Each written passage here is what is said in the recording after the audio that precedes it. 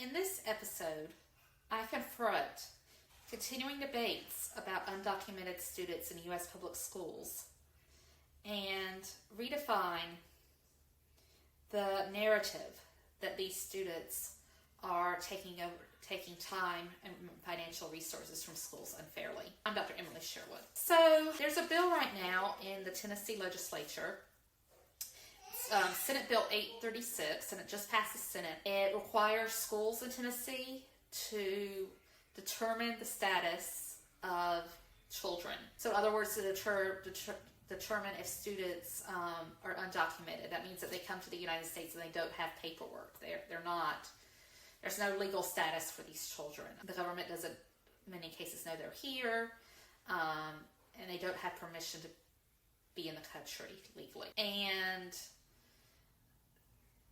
the whole idea behind this bill, what is said is that these students are taking away resources unfairly, that these families don't pay taxes, that the families don't contribute financially enough, whereas native born children do. And this is very much an American idea, to have a bill like this. I cannot find anywhere globally that has a blanket policy about students, undocumented students, or going to school. There are places where it's discouraged, certainly. You hear a lot about Europe and how migrant students are discouraged from going to school. But it's not a blanket statement. The only country that really has a blanket statement of foreign students attending public schools is China. In China, up to grades 11, foreign children cannot attend school with Chinese children. And that is not an economic argument usually. It's usually the argument that Chinese values, that students should promote Chinese values, and having students from other places come in and have different values that could cause a problem. Now, it's interesting that many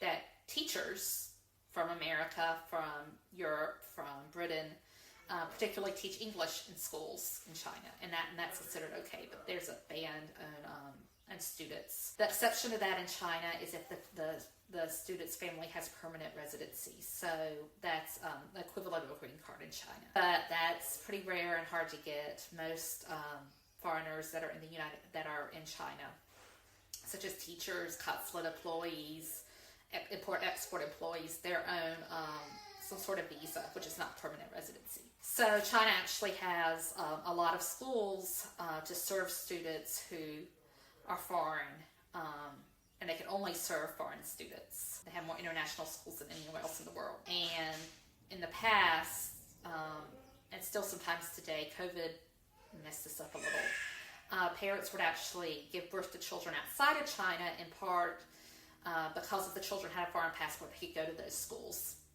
those international schools. But anywhere else in the world, there's usually not a total ban on immigrant students or a charge for tuition.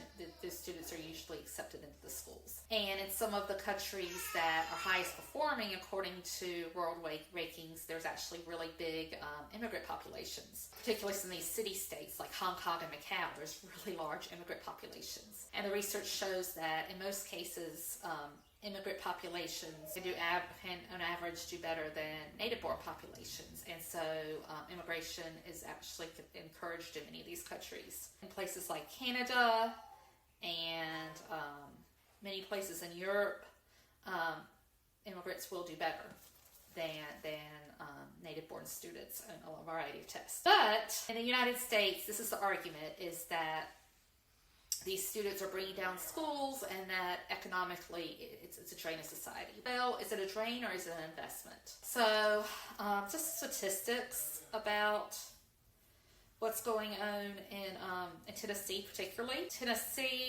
This is a very unusual bill in Tennessee. Tennessee, in 2017, there was a bill in the state legislature, and there was one, I believe, in 2012 or 2013, and I was actually there when it happened. There was a bill on the floor, a bill to allow undocumented students to go to the college at in-state rates. In Tennessee, students can go to college regardless of their immigration status, but they have to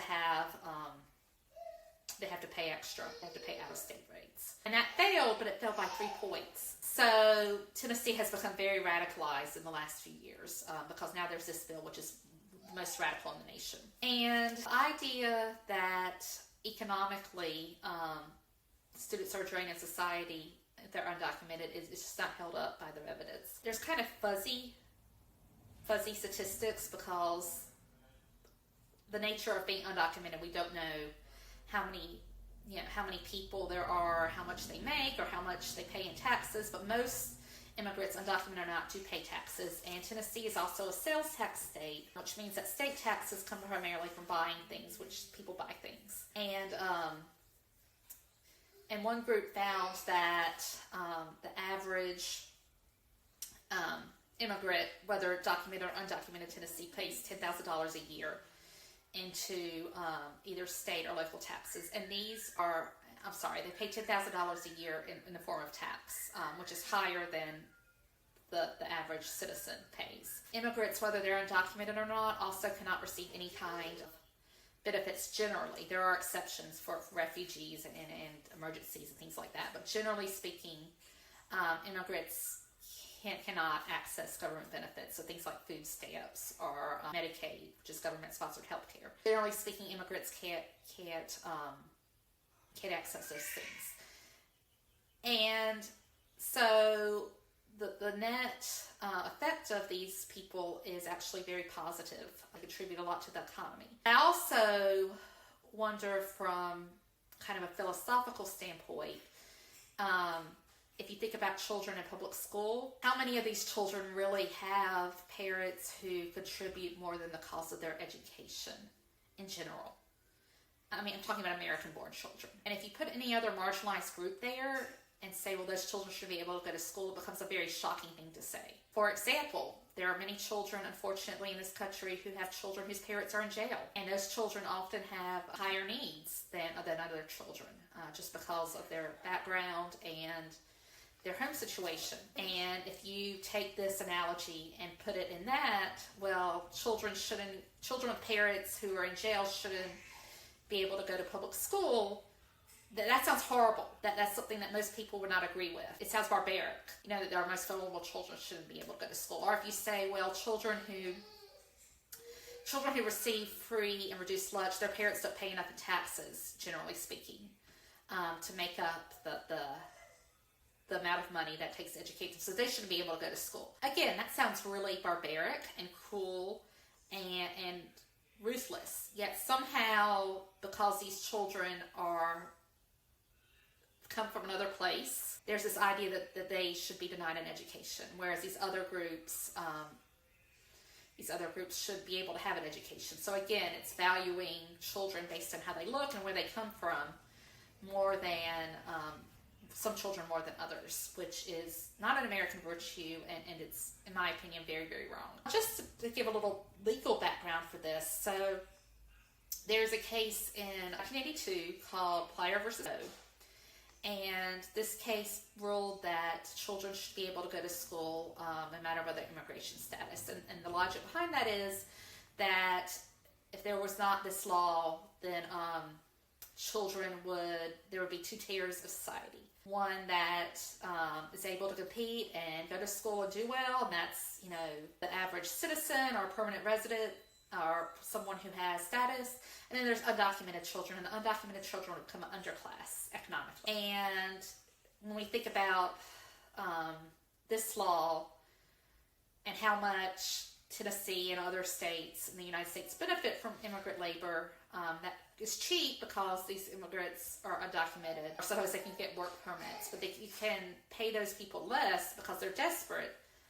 It makes sense about why this bill, why people would want this bill. The people in charge, the people, especially conservatives, I want this bill because these children can then be exploited. They can have to work very young or even underage because, again, they don't have status, so they're never recorded.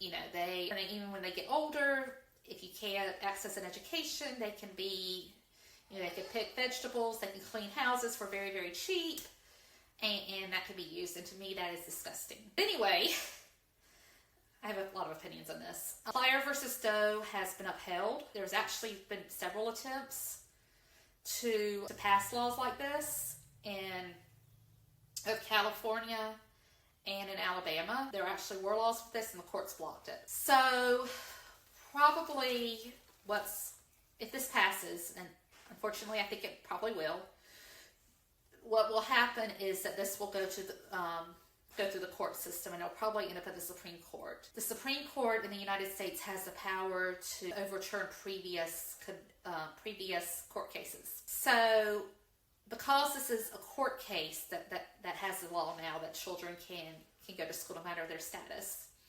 the court can come back and say, well, that was the wrong verdict, and we're going to overturn it. And this is exactly what happened if you follow American politics in the Roe versus Wade case in 2022. That was another case that had very little federal law. In other words, the legislature, the House and the Senate, did not make a lot of laws about abortion. It was mostly based on this one court case, Roe v. Wade, 1973. And the Supreme Court, which is now very conservative, probably the most conservative it has been in probably 50 years,